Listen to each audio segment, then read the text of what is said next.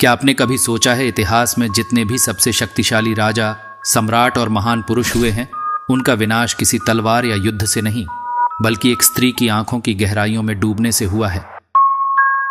एक ऐसी स्त्री जो खुद किसी सपने जैसी लगती है, लेकिन हर पुरुष के सबसे गहरे सपनों को जगा देती है।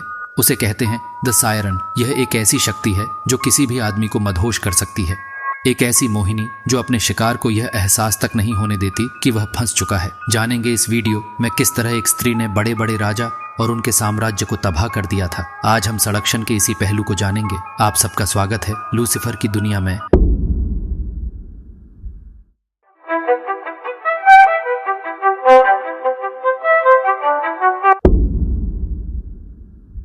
सन 48 ईसा पूर्व मिस्र के शासक टोलेमी 14वें ने अपनी बहन और पत्नी क्लियोपेट्रा को सत्ता से हटाकर देश से निष्कासित कर दिया। उसने मिस्र की सीमाओं को सील कर दिया ताकि क्लियोपेट्रा वापस न आ सके। उसी वर्ष जूलियस सीजर अलेक्जेंड्रिया आए ताकि यह सुनिश्चित किया जा सके कि स्थानीय सत्ता संघर्षों के बावजूद मिस्र रोम के प्रति वफादार बना रहे। एक रात जब सीजर अपने जनरलों के साथ रणनीति पर चर्चा कर रहा था, तब एक पहरेदार अंदर आया और सूचना दी कि एक ग्रीक व्यापारी उनके लिए एक अनमोल उपहार लेकर आया है।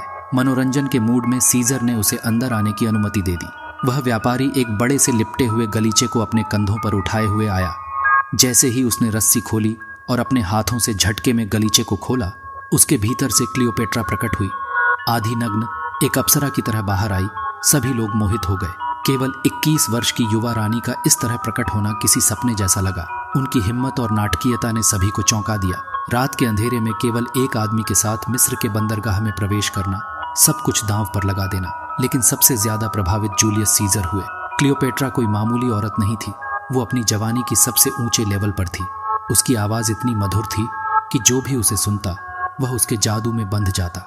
उसका व्यक्तित्व और कॉन्वर्सेशनल इतनी प्रभावशाली थी कि वह किसी भी पुरुष को अपने जाल में फंसा सकती थी। उसी रात क्लियोपेट्रा सीजर की प्रेमिका बन गई। सीजर के जीवन में पहले भी कई प्रेमिकाएं थीं, लेकिन वह हमेशा राजनीति और युद्ध को ज्यादा महत्व देते थे।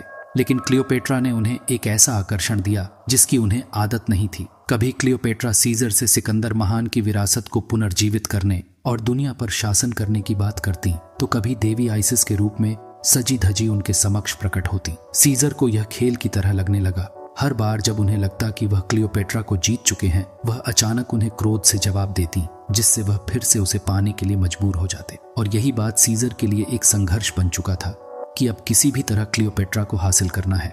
हफ्ते बीतते गए और सीजर ने क्लियोपेट्रा के सभी शत्रुओं को समाप्त कर दिया। जब उन्होंने मिस्र छोड़ने की योजना बनाई, तो क्लियोपेट्रा ने उन्हें नील नदी के एक भव्य अभियान पर ले जाने का सुझाव दिया। एक भव्य नौका पर जिसकी ऊंचाई 54 फीट थी, जिसमें कई छतों पर महल बने थे और देवता डायोनिसस का एक विशाल मंदिर था। तभी सीजर ने पिरामिडों को देखा। लेकिन जब सीजर चले गए थे तो रोम में अशांति फैल गई और अंततः 44 ईसा पूर्व में उनकी हत्या कर दी गई।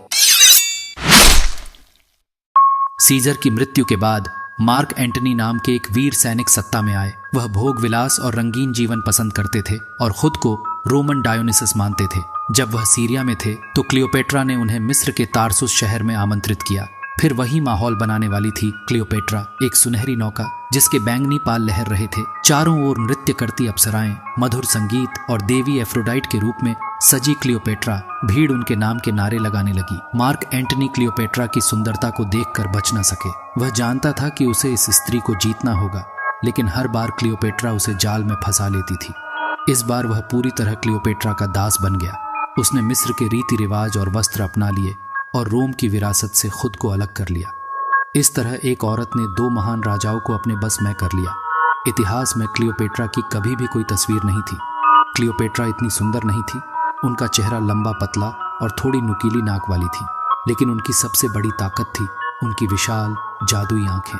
वो अपनी बातों से ही और अपनी आंखों से 2 महान राजाओं को खत्म कर दिया। वास्तव में क्लियोपेट्रा एक असाधारण सायरन थी, एक ऐसी स्त्री जो अपने व्यक्तित्व, कला और नाटक के माध्यम से पुरुषों को अपने वश में करने में माहिर थी।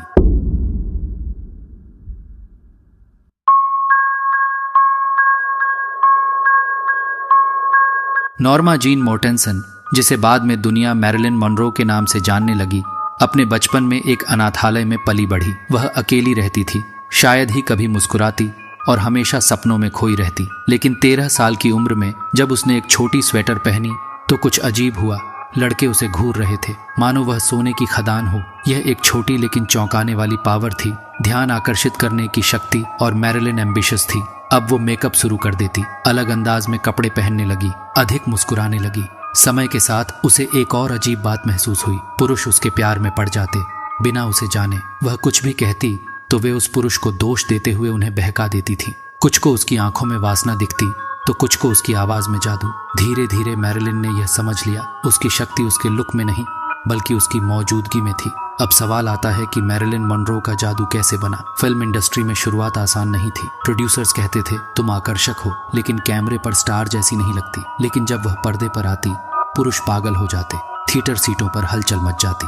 फिर एक दिन 23 साल की उम्र में उसे एक दूसरा अवसर मिला, ग्रोचो मार्क्स की फिल्म में एक छोटा लेकिन यादगार रोल। प्रोड्यूसर्स चाहते थे एक ऐसी एंट्री जो किसी भी आदमी की आत्मा तक झकझोर दे। मैरिलिन ने एक नया चलने का अंदाज बनाया। जब भी वो चलती थी तो अपने बैग को एक अलग ही अंदाज से कंट्रोल करके चलती थी ताकि सभी लोग उनकी तरफ आकर्षित हो। और उस दिन से सभी लोग मैरिलिन को एक सेक्स सायरन बोलने लग गए थे। मैरिलिन की आवाज एक छोटी बच्ची जैसी मोहक थी।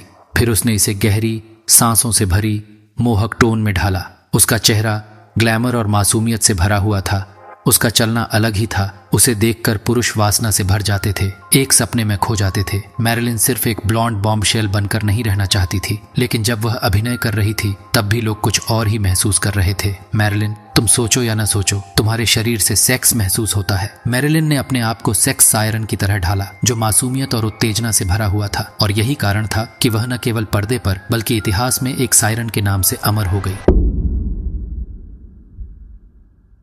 सायरन एक ऐसा कैरेक्टर होता है जो पुरुषों के अंदर दबी हुई भावनाओं को बाहर निकलने के लिए मजबूर कर देता है। सायरन कोई साधारण स्त्री नहीं होती, वे दूसरे इंसानों को अपनी सुंदरता से कंट्रोल करना जानती है। जब भी कोई पुरुष सायरन को देखता है तो वो वासना के गहरे में फंस जाता है और वह पुरुषों की गहरी दबी हुई इच्छाओं को जगाती है। वह उन्हें नियंत्रण खोने पर मजबूर कर देती है। वह केवल सुंदर नहीं होती, वह एक फैंटेसी होती है। जिस तरह मार्क एंटनी को क्लियोपैट्रा ने अपने वश में कर लिया। जो डिमाजियो और आर्थर मिलर दोनों मैरिलिन मनरो के आगे हार गए। जूलियस सीजर जैसे योद्धा और लेखक तक सायरन के सामने झुक गए। सायरन का जादू किसी एक इंसान पर नहीं बल्कि हर एक पुरुष पर चलता है। सायरन बनने के लिए आप 3 पॉइंट पर ध्यान दे सकते हो। पहला, सबसे अलग बनो।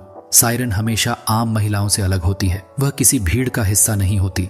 जिस तरह क्लियोपैट्रा ने खुद को नाटक और भव्यता से अलग दिखाया। दूसरा, पुरुष को इतना तड़पाओ कि वह खुद को खो बैठे। सायरन को पाने की चाहत ही पुरुष को उसकी ओर खींचती है। वो खुद पुरुषों के पीछे नहीं भागती बल्कि उन्हें अपने पीछे दौड़ने पर मजबूर करती है। तीसरा, थोड़ा खतरा जो उसे और मोहक बना दे। सायरन सिर्फ एक प्यारी स्त्री नहीं होती, उसमें थोड़ा खतरनाक आकर्षण भी होता है। यह जोखिम ही पुरुष को और अधिक उत्तेजित करता है। ऐसे लोग आपको दूर से ही नजर आ जाते हैं। कोई ऐसा इन्फ्लुएंसर सायरन जो अपनी सुंदरता को दिखाकर आपकी वासना उत्तेजित होती हो। सायरन की भी कमजोरी होती है कि उनमें कॉन्फिडेंस की कमी होती है। एक मर्द भी सायरन ही सकता है। फॉर एग्जाम्पल, आप एक्टर धर्मेंद्र को ले सकते हो। ये थे 9 सेडुसर में से पहला सेडुसर थे सायरन। सायरन अपनी खूबसूरती से किसी भी मर्द को अपनी तरफ आकर्षित कर सकती है और उन्हें कंट्रोल कर सकती है। आप भी कमेंट करके बताओ सायरन के कुछ एग्जाम्पल्स के बारे में।